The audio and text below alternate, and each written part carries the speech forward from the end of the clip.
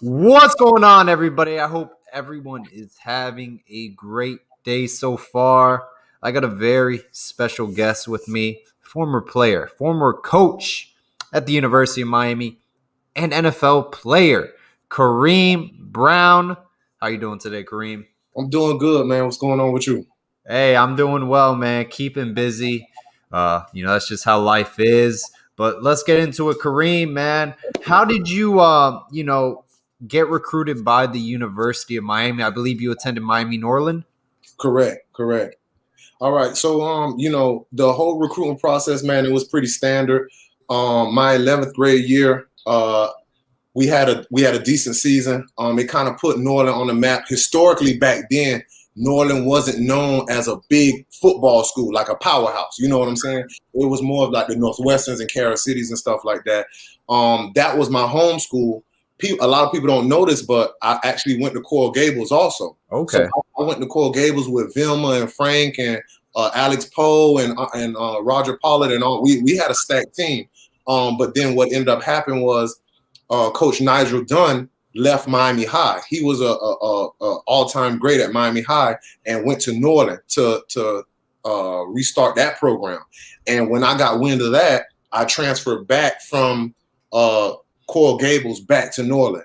And then it took off from there. So my junior year, we had a pretty good season, and I ended up going to a lot of camps. You know how it is now, where the kids in high school, you travel to different camps and things of that nature. Right. And I went to camps and did my thing, and I blew up.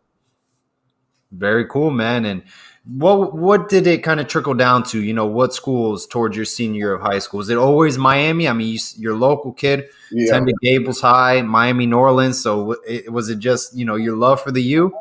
Absolutely, man.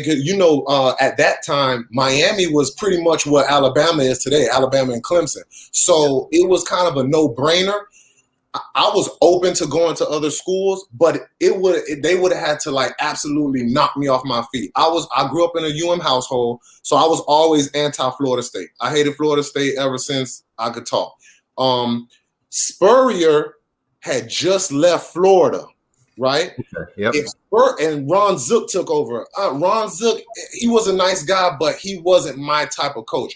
Now, if you remember correctly, back in the day, Florida was putting up 70 on people, and they were smiling about it. And that was my kind of football, like, never take the foot off the gas and Right. always apply pressure. So I liked Florida, but when Steve Spurrier left, they kind of fell down on my list. Now, Nick Saban was at LSU, who recruited me, and he did his whole spiel. Obviously, he didn't have all the rings at that time, but it was between LSU, not so much Florida, and Oklahoma.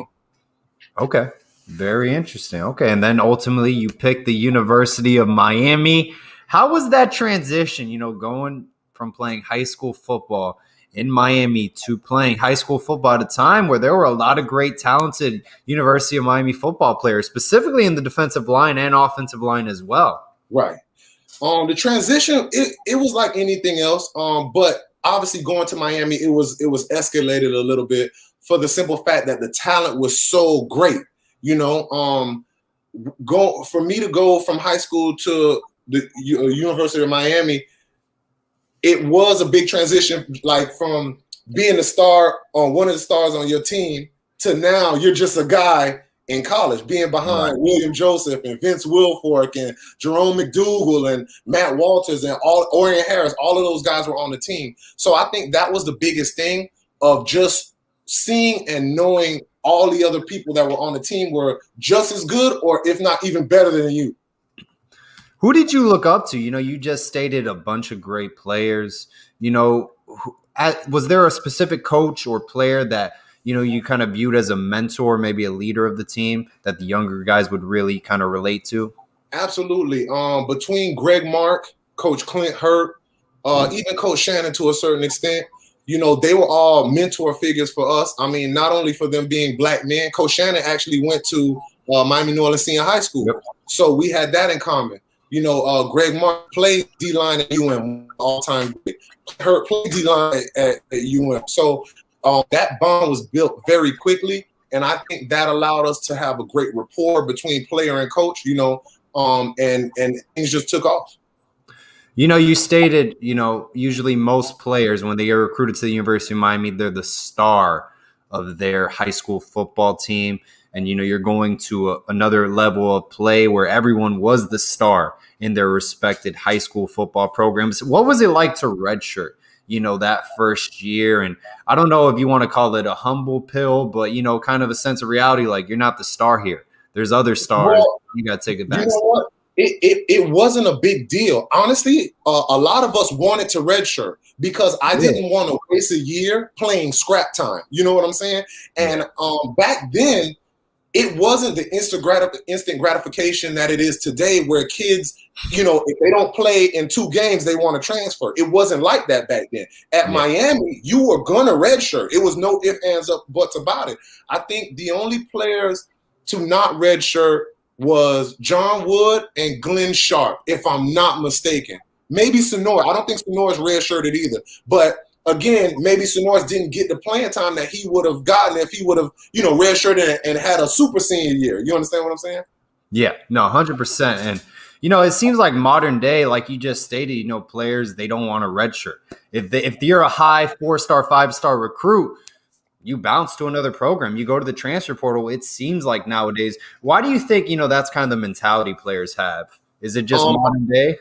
Yeah, it's a generational thing. I think the times have changed now where, like I say, we live in the era of instant gratification. If these kids aren't getting what they want immediately, it's like transfer portal. I think in high school, it started in high school because I don't know if you're familiar with it or not, but they took essentially the power out of the high school's hands, because when I was in high school, if you transferred, you had to sit out a year. You couldn't play. Now, I literally know and recruited kids that played for 4 different high schools in 4 different years. Wow. Like, so it's crazy now. You can just up and leave and go to a new high school and you can play. So essentially what that did was make the kids run from competition. They don't want to compete. They want that instant gratification. Okay, well, if I'm not going to be the star here, then I'll just bounce and leave to another school. Kareem, you were very patient throughout your career waiting for your opportunity to play. Mm-hmm. Are you a fan of the transfer portal right now in modern day college football? I am, because I feel like, especially at the major universities like Alabama and Clemson and Ohio State and the schools of that caliber, that sometimes you can get caught up in just a thick, dense, talented position group. And if you're talented and you're just sitting behind another great player, like even with the Alabama backfield like 4 or 5 years ago when they had Derrick Henry, Alvin Kamara, Kenyon Drake, and all those guys, you can't even blame one of them for transferring because those other guys they're good too. So to answer the question directly, I like it, but I think that they shouldn't have given them as much freedom as they did, with the transfer portal. They should have kind of restricted it or limited it as much as possible. Kareem, you played on some great Miami Hurricanes football teams. That 2003 season, I always felt like was a national title team. What was your favorite part of that 2003 season? Man, just coming off the season before where they won a national championship and us, being able to win those games, man, and compete at a very high level. And even myself as a young player, my freshman year, I had a successful year because as a freshman, I think I had like 4 or 4.5 sacks. Yep. And that was in like cleanup duty when we were up, 45 to nothing. Myself, Baraka, all of us got in, Pata, and we made the most of our opportunities. So that year was just really special because it was the first year I got to actually experience college football, and I'm grateful for it, man. It built me. Hey, what do you think happened? I remember there was a couple weeks in a row where you guys lost to Tennessee and Virginia Tech. I'm not trying to single out Kevin Everett, but I just remember him dropping the pass. I'm not trying to single him out. And then they had the Soldier game. Winslow went he hurdled like 2 Tennessee players. I was at that game, man. What do you think happened in those 2 weeks, man? Oh man, I think the Virginia Tech game, man, as much as I can remember, that was it was a bad beat, man. It was one of those games where like with the drop pass, if I'm not mistaken, I think Roscoe fumbled or got stripped. Something else happened, and we were fighting, and things just wouldn't go our way. So that's one of those games where you have to you tip your hat to your opponent and say, hey man, you know what, they were the better team that day. The Tennessee game, I think it was more of a trickle down effect. Actually, that's the first game I ever started in my career as a freshman. And it was just a trickle down effect. We were so emotional from the loss before, and it kind of just got to us. It was like almost a hangover. Now I remember that game because defensively, you shut them down. It was a defensive football game, but offensively, you couldn't it just wasn't moving the football. At all. It was a hot day game in the Orange Bowl. Little Havana, man. Oh, man, I remember that game. I'm sure you do. Like you said, it was your first start. But, man, that was an interesting season because you also beat Florida State twice, and you beat Florida. To beat your in-state rivals to win the state title of Florida, that's a pretty good season, obviously. How was that, beating Florida State twice in the same year? Because that rarely happens. Well, we were excited, man. We were excited to play them again just because of the rivalry, the hatred. It was in the Orange Bowl. It's always that in-state rivalry. So we were excited to play them twice and definitely beat them twice. So I'll never argue or get mad at being state champs. Hey, Kareem, transitioning a couple years later, 2006, tough year for the program throughout the season. What do you think were some differences? Because that was, I think, Larry Coker's last year in 2006. Correct. What do you think, just leadership-wise, kind of locker room issues? What happened that 2006 season? It was a good football team you guys had. A lot of close-fought games, but, it was the end of the Coker era. You know what happened? And I hate making excuses, bro, but I just got to be real with you. It was another thing where I think my junior year, we finished the number 5 defense in the country. Yeah. You could correct me if I'm wrong. And I think I specifically remember the last game of the season. I forgot who we played, but we gave up the threes were in. We were already out of the game. They gave up a bomb on the last play of the game or something like that. And that bomb knocked us back yardage-wise from being number 1 or number 2 to the 5th defense overall. And Coach Shannon was livid. We won the game. Yeah. And he was just pissed because he wanted to be the number 1 or 2 defense in the country. And that last play put us back at number 5. So it was just one of those things where the defense was playing, man, but the offense just couldn't get it together, And I would never place blame on them because we're a collective unit. But it was that was facts are facts, and you know that. Speaking of Coach Shannon, you got to play under him. He was your defensive coordinator. You also got to play under Coker. Shannon takes over the head coaching job after Larry Coker. What were some differences between both coaches, being the head guy at Miami? Honestly, I never played under him as a head coach, but just knowing his personality and things that I heard from guys that were still in the program, Coach Coker's he was a player's coach, right. And we loved him for that. I think at that point, with all the things that happened my senior year that you just mentioned, Coach Shannon was hired in the light of cleaning up the program. That was one of his top priorities. And I think things just got lost in translation, man. And the focus went off of dominating, right? Historically, like we did. And it was like, okay, well, we can't have any instances. No off the field instances, no on the field instances, no nothing. I think we just lost focus as a university, as a football team. Gotcha. More disciplinary, focusing on, hey, be on time for meetings, practice, etc. NFL draft day, Kareem. Mm-hmm. Every player's dream, man. Mm-hmm. Whether you come out of Miami, Broward County, every player who walks into college football, they one day dream of hearing their name called in the NFL draft. How was that moment kind of reflect on that story, where you were at for your NFL draft day experience. Oh man, I was at the house. And back then, you remember the draft wasn't where it's today, where it's like 2, 3, 4, whatever it was, like it is now. It was just rounds after round. So it was, I think, 2 days back then.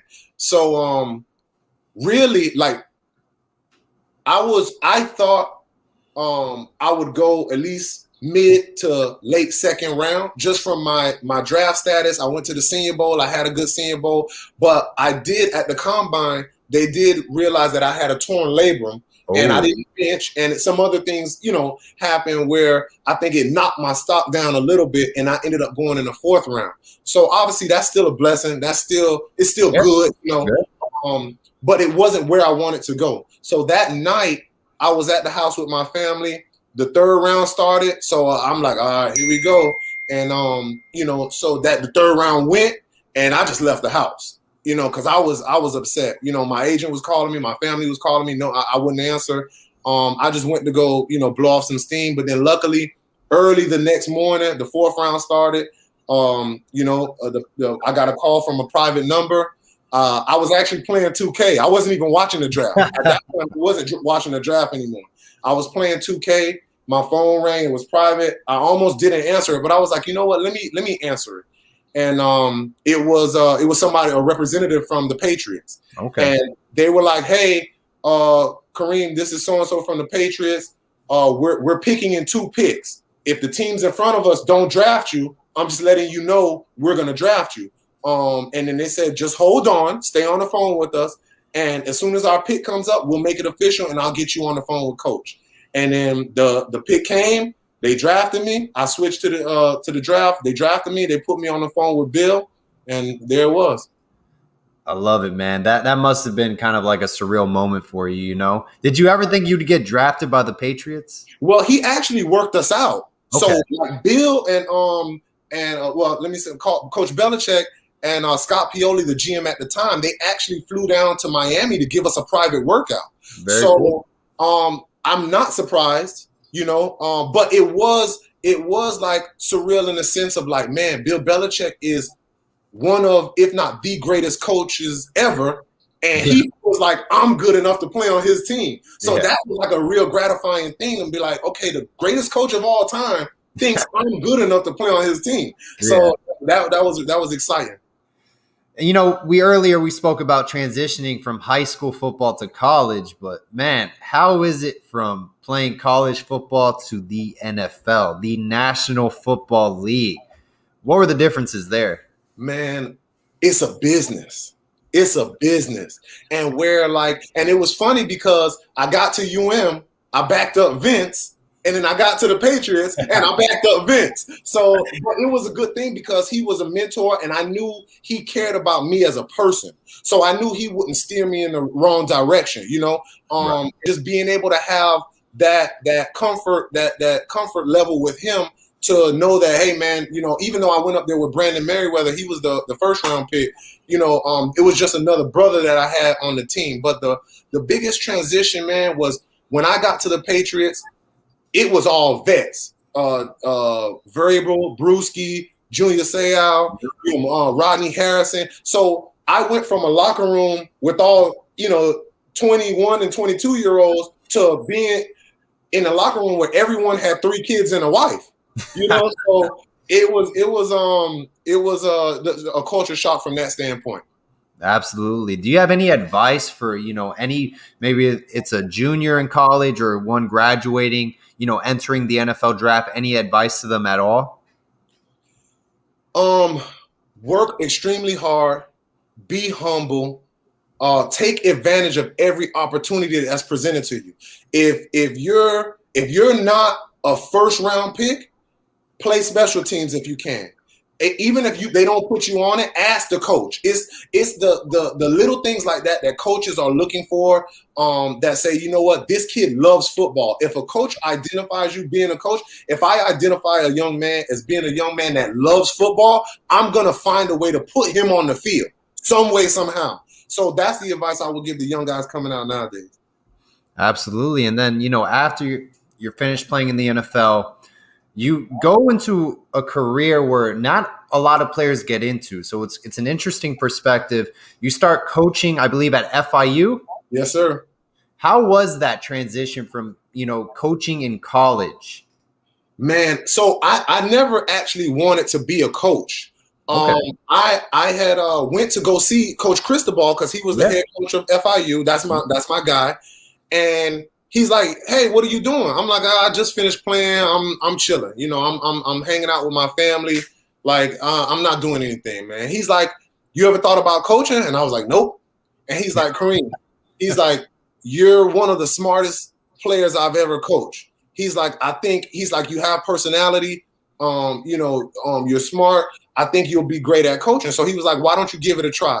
So he was like, "Come back next week, volunteer, hang around, meet our coaches, meet the staff, meet the players. If you like it, stay. If you don't." And the rest is history, man. I loved it. What kind of perspective did you get from that, from being a player to seeing the coach's point of view?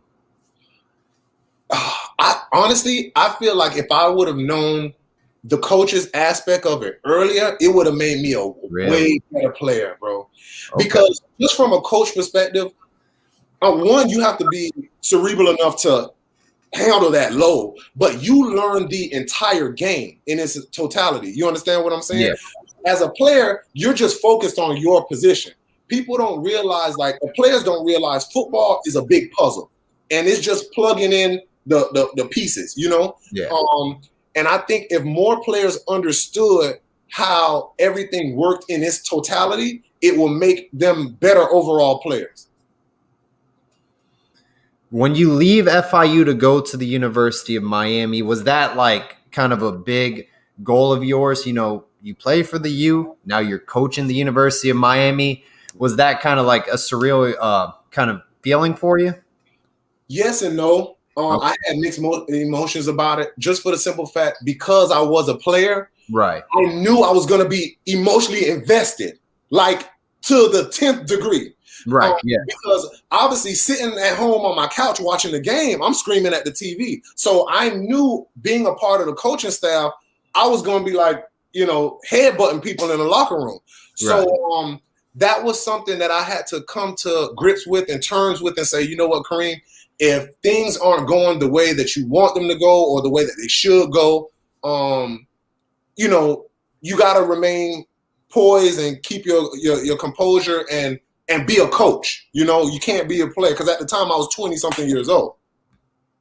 Kareem, a question came in. I think it's a very good question. Mm-hmm. What are your thoughts on players who leave early for the NFL draft and then end up getting undrafted? Because that's bro, I hate it. I hate it. I feel worse for the kids more than anything, just for the simple fact that I think the agents and the handlers, they brainwashed them.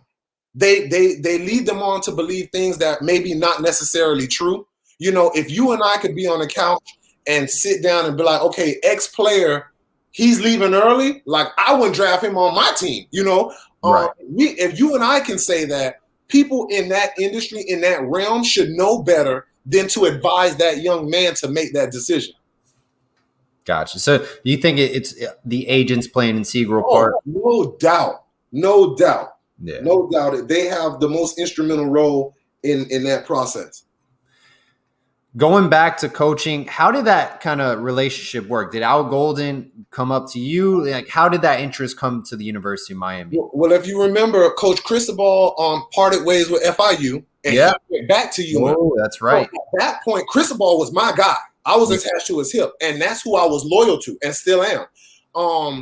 He had different options, and he was like, Kareem, don't worry about it. I brought you into this game. I'm going to take care of you. I said, Coach, no pressure. It is what it is. He just so ends up happening to take the University of Miami job. So he was like, Kareem, don't worry about it. I'm going to talk to Coach Golden, Coach D'Onofrio, and we're going to make it work some way, somehow.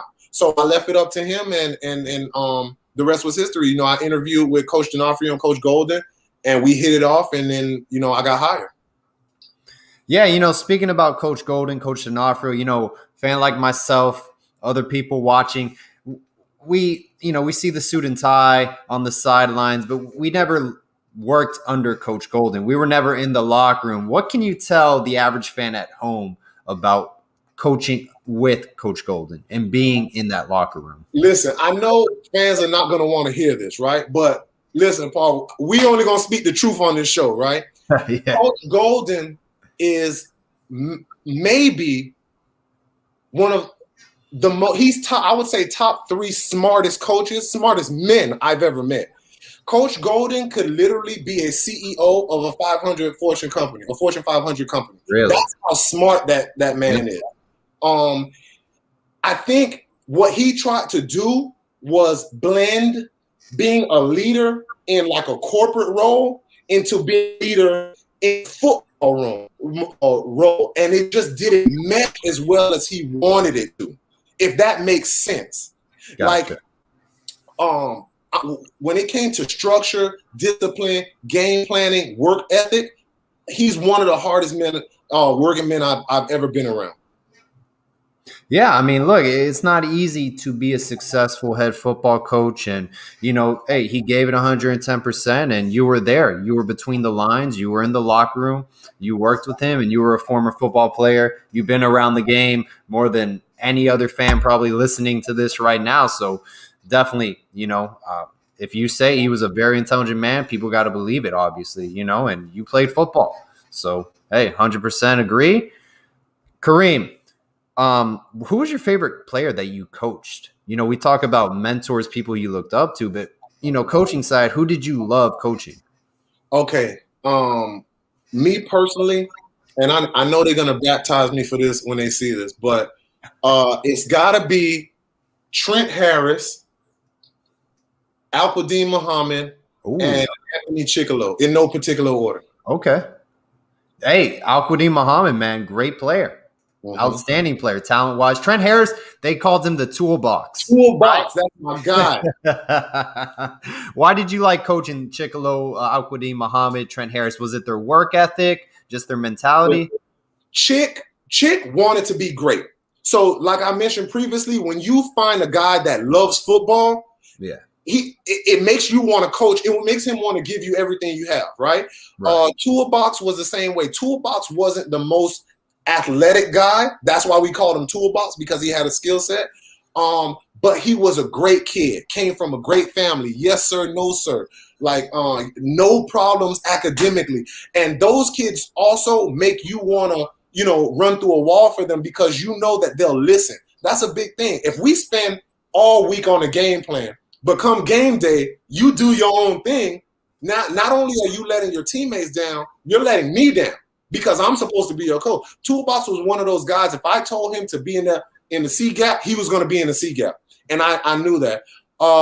Quan was one of my favorite, because he was a 5-star recruit. He, you know, decommitted from Alabama. He did all this stuff, and you know, he kind of landed in our laps. Yeah, and he was a really good kid, but I think he didn't know how good he can be.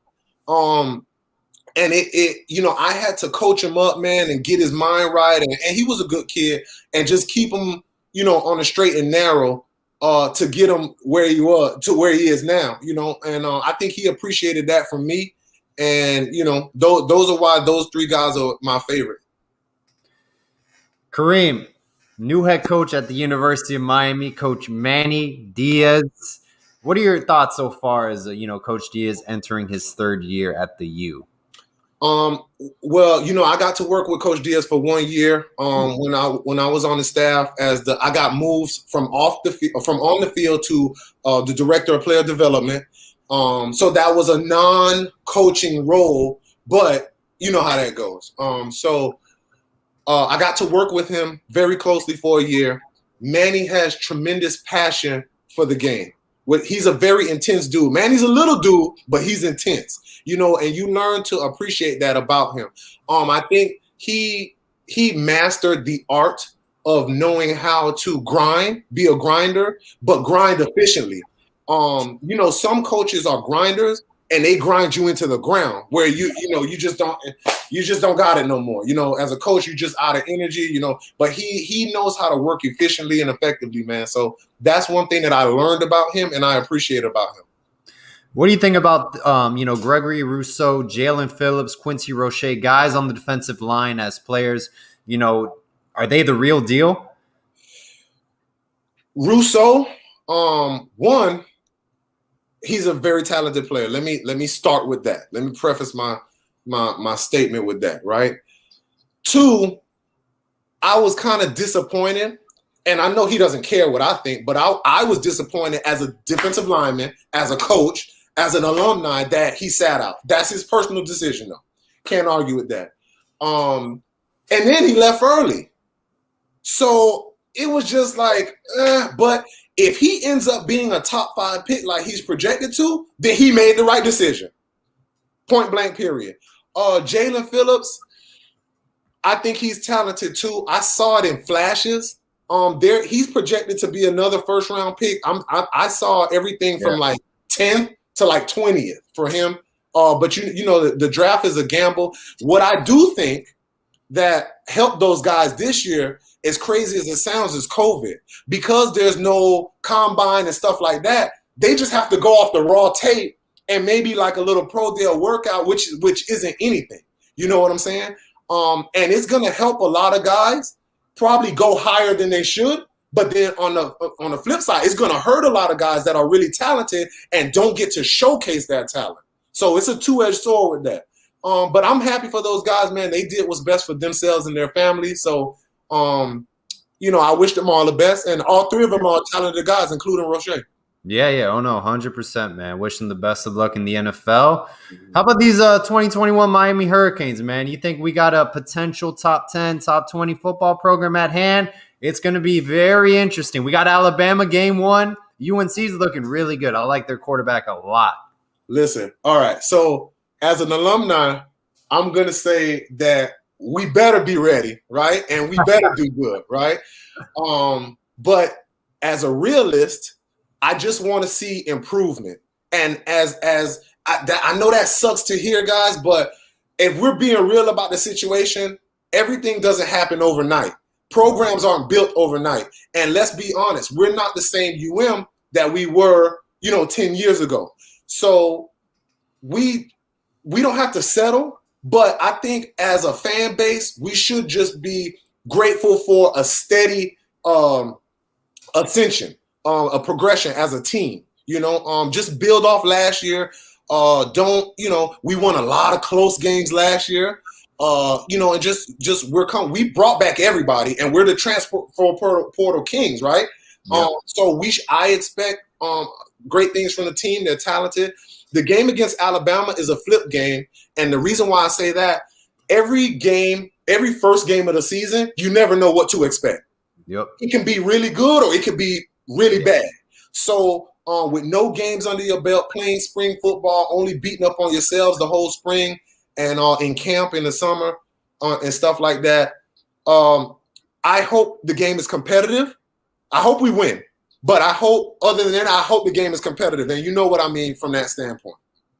No, 100% agree, Kareem. And what would you tell the 2021 Miami Hurricanes right now if they were in front of you and they were to face the national defending champion Alabama Crimson Tide tomorrow? If I had to give them the pregame speech, obviously I would be prepared for that, which I'm not right now. But it will be something on the lines of, listen, this is your opportunity to seize greatness, okay? They're the defending national champions, right? They got 30 championships in the last 2 years, right? 10-5, whatever. Seize this opportunity. If you want to be known as the U again, go do it on the field tonight. Be great. Do everything that you want. Leave your legacy. Leave your legacy on the field. You beat Alabama tonight, that's forever. No one will ever be able to take that away from you, And you want to use that as fuel. You don't want to give them too much credit where now you're making your team feel inferior, but you want them to know that you can write your own legacy on that field tonight. Every play, go as hard as you can, leave nothing on the field, and just be great. Cement your legacy, right? Start your legacy tonight. I love it, man. That's everything that I believe that you said, man. Stop looking at the past. That's already been written. You're never going to replicate what the past did. Don't wear 47. Don't wear 26. You're never going to be those guys. You're going to be your last name on the back of your jersey. I love that, Kareem. Thank you for preaching that. I greatly appreciate that, man. Kareem, you still keep in touch with Mario? Man, Mario big time now, man. So I had an opportunity to go to Alabama. Okay. And I did not take the opportunity. I spoke with Coach Golden. I spoke with Coach D'Onofrio. And they wanted to keep me. So, I could have been, they offered me one of those analyst crap roles at Alabama, and I could have left. But I stayed true to home. Honestly, I didn't want to live in Tuscaloosa. That was one of the major factors. And I stayed true to home. And that's when Coach Golden and Coach D'Onofrio, they promoted me and gave me a raise to outside linebackers coach. Gotcha. So that was my incentive for staying at the U and not leaving to Alabama. Now, when he got to Oregon, I'm not going to lie. I thought about leaving. But then I'm like, Eugene? I don't know about living. I'm a Miami boy, man. I don't know about living in Eugene, man. So, and believe it or not, obviously those are stepping stones that would have propelled my coaching career. But man, everything happened for a reason, and I'm so happy for Mario, man, and I wish him nothing but the best. 100%, man. He's doing great things, and we wish the best of Mario. Wish the best of you, Kareem, as well, man. Hey, I greatly appreciate your time coming on the show, man. You're always welcome back whenever. Talk some Kings football, Kareem. Holla at me, baby. I'm here. All right, man. Kareem, have a great rest of your day, man. And always all about the U. Go Canes. Yes, sir. Yes, sir.